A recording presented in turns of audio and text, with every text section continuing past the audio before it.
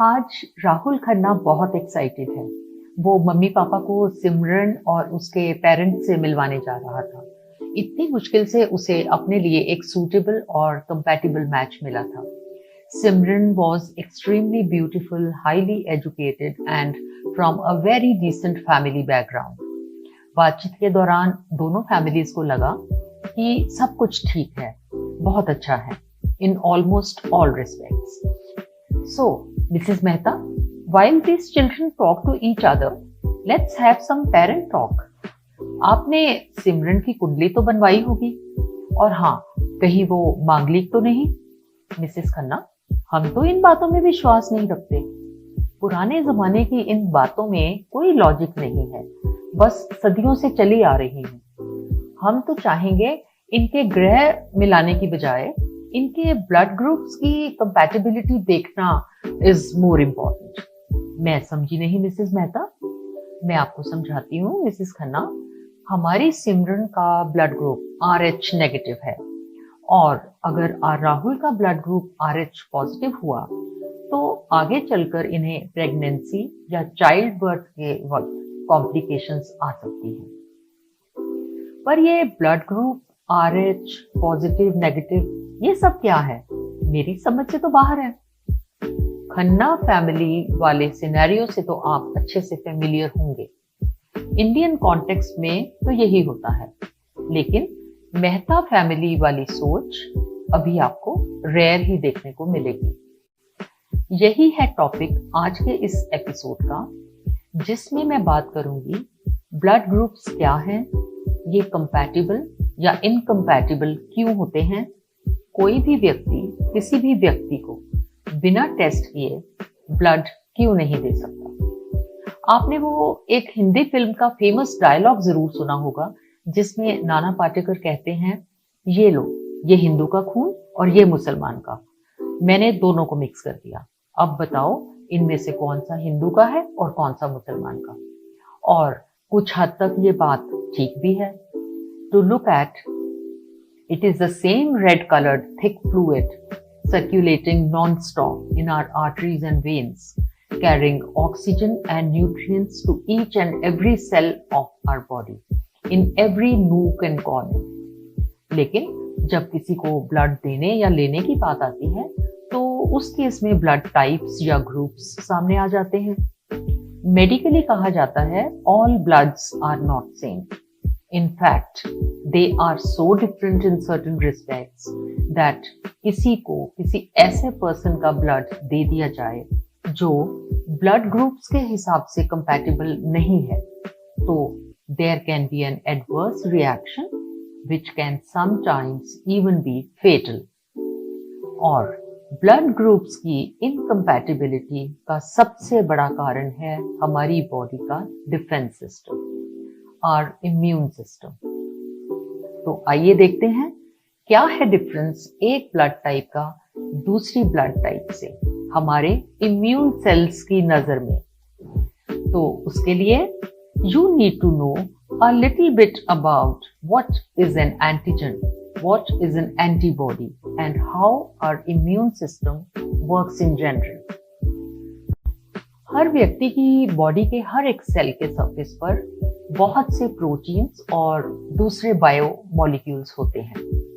एक सेल की कम्युनिकेशन या इंटरैक्शन विद अदर सेल्स इन्हीं के थ्रू होती है। And since these molecules are visible from the outside of the surface, तो एक तरह से ये उस सेल की पहचान भी है, यानी उसकी आइडेंटिटी है। लेकिन इनमें से कुछ प्रोटीन्स के ऊपर कुछ ऐसे मॉलिक्यूल्स अटैच हो जाते हैं कि उन अननोन मॉलिक्यूल्स को देखकर हमारे इम्यून सिस्टम के सेल्स एक्टिवेट हो जाते हैं, क्योंकि ये उन्हें अपने नहीं लगते और उन्हें ये फॉरेन सब्सटेंस मान लेते हैं। They do not belong to us. They are outsiders. They think we need to attack and destroy them. And they then start producing weapons called antibodies, which target these foreign molecules to destroy them or make them ineffective.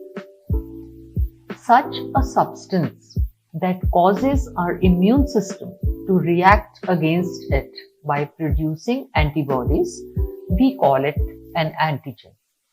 Antigen क्यों? Anti stands for antibody. Anti also means against, and gen stands for generate.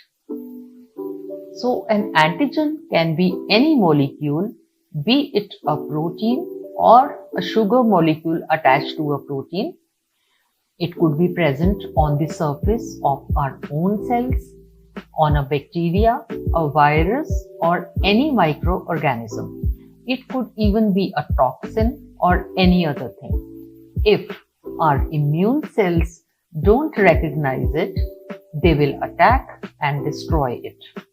Remember it this way: antigen is an unknown outsider and hence an enemy, and our immune cells will attack it by producing weapons called antibodies.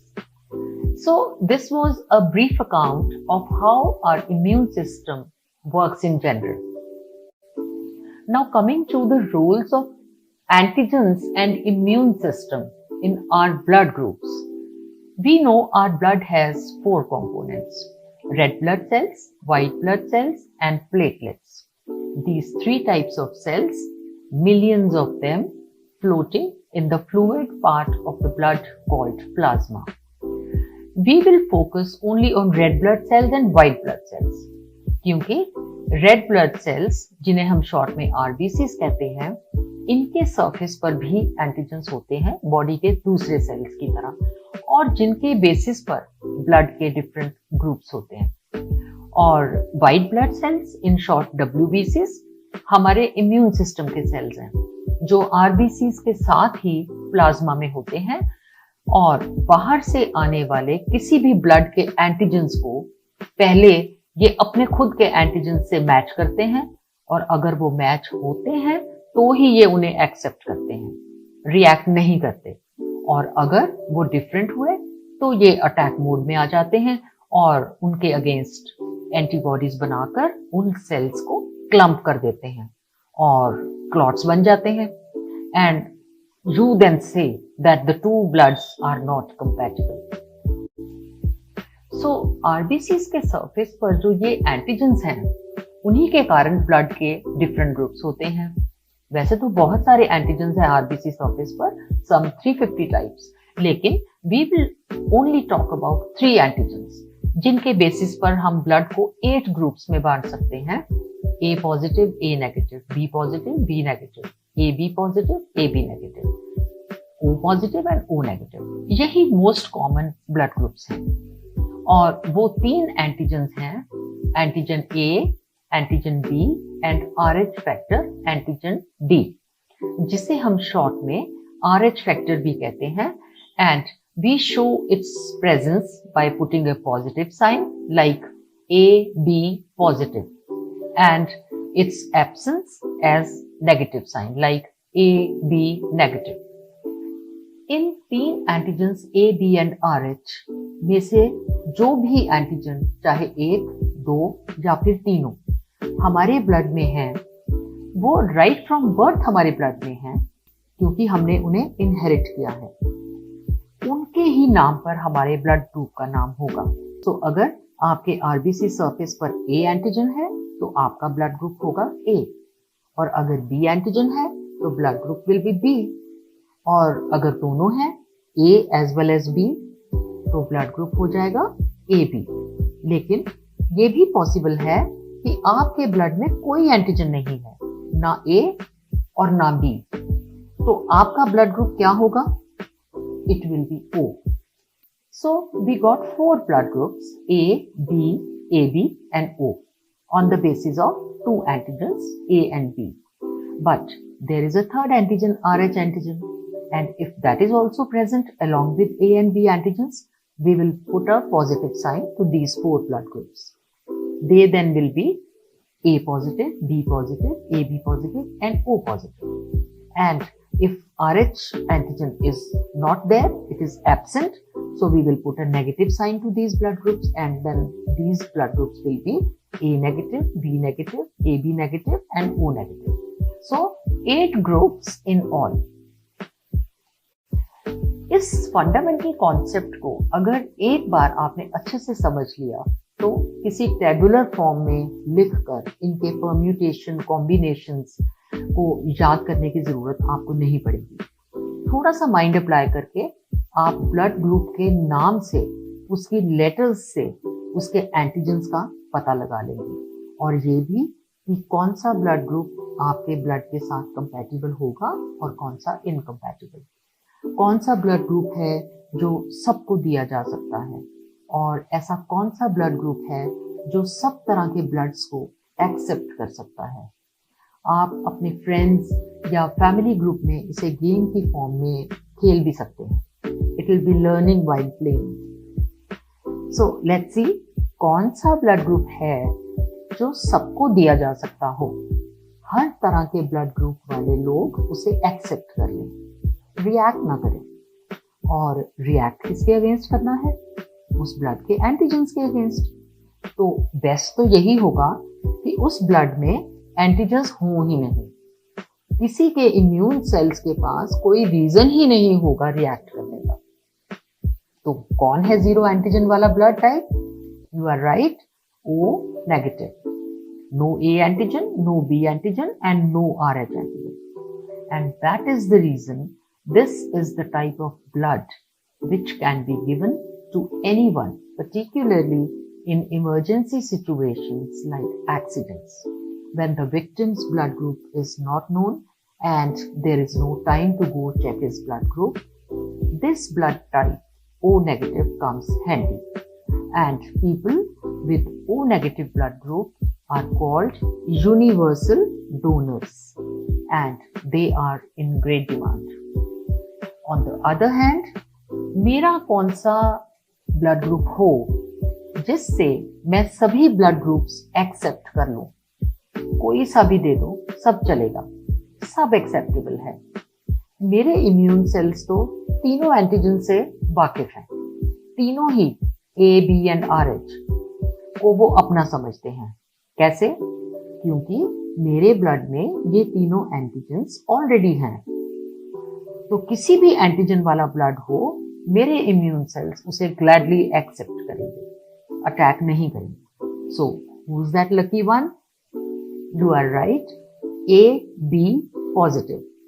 A antigen भी है, B antigen भी है और RH antigen भी है। सो AB positive blood group वाले लोग कोई सा भी ब्लड रिसीव कर सकते हैं, and they are called universal रिसिपिएंट्स।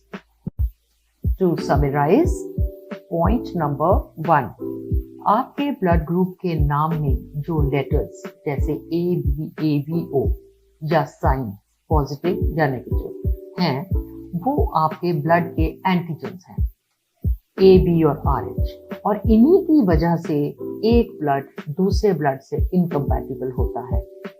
Point number 2, अगर मुझे ब्लड रिसीव करना है तो पहले मेरे इम्यून सेल्स बाहर से आने वाले उस ब्लड के एंटीजन्स को चेक करेंगे कि वो उन्हें पहचानते हैं या नहीं, उनके अपने एंटीजन्स के साथ वो मैच करते हैं या नहीं। यदि करते हैं तो blood will be accepted, that means it will be compatible. And point number 3, और अगर वो डिफरेंट है, मिसमैच है, तो मेरे इम्यून सेल्स तो अटैक मोड में आ जाएंगे और अपने वेपन्स यानी एंटीबॉडीज बनाकर उन सेल्स को क्लम्प कर देंगे और क्लॉट्स बन जाएंगे। And we will say that the two blood types are incompatible. So coming back to Rahul Simran scenario, horoscope or blood group compatibility. What is more important and why? What could be the implication of not doing so? It's not just relevant for donating and receiving blood. It has far more significance as to the future pregnancies and childbirth and the risk of passing on of serious genetic blood disorders to your offsprings. For the inheritance of blood groups and blood disorders, stay tuned for the next episode and keep on exploring the chemistry of life till then.